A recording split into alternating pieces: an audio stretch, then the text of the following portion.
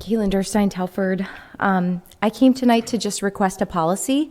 In the last year, throughout our country, we've seen cases where teachers or guidance counselors were referring to children by different names and pronouns at school without informing parents, essentially helping children to kind of live a double life at school and begin that process of gender transition without parental consent.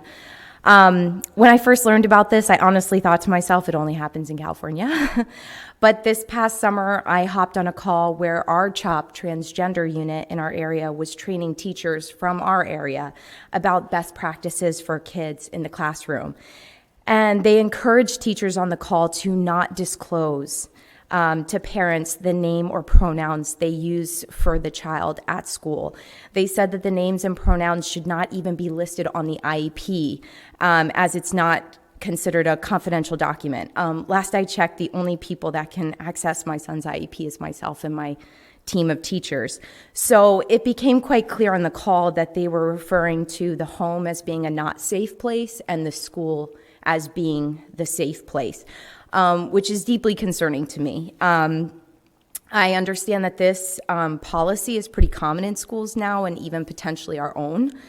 And so I wanted to request in support of parental rights that this board would instate a policy in our district that states that in order for a child to use a different name or pronoun in school, they must have a signed parental note with signatures from both parents or guardians.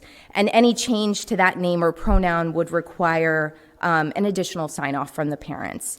In addition, I'd like our policy to state that if a child discusses a transition with a guidance counselor or trusted teacher, that the guidance counselor must then disclose that information to the parent as well. And lastly, I understand that one of our middle schools has a homeroom time for the Gay-Straight Alliance. It was instituted by a guidance counselor without informing parents.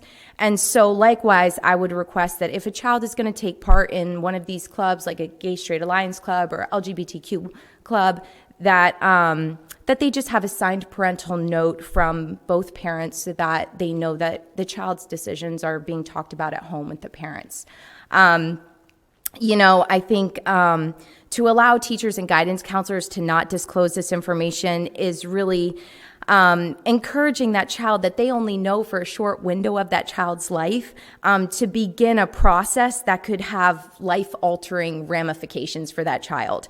And ultimately, it's not the teachers who are going to be there for that child in their future when they're going through hormone treatments or potential surgeries. It's going to be the parents that are there for them, walking them through that. And so parents are essential to this process, and I really hope that we will put a policy in place that protects our rights to be involved in our kids' decisions. So, thank you. Thank you, Mrs. Derstine. Appreciate your comments.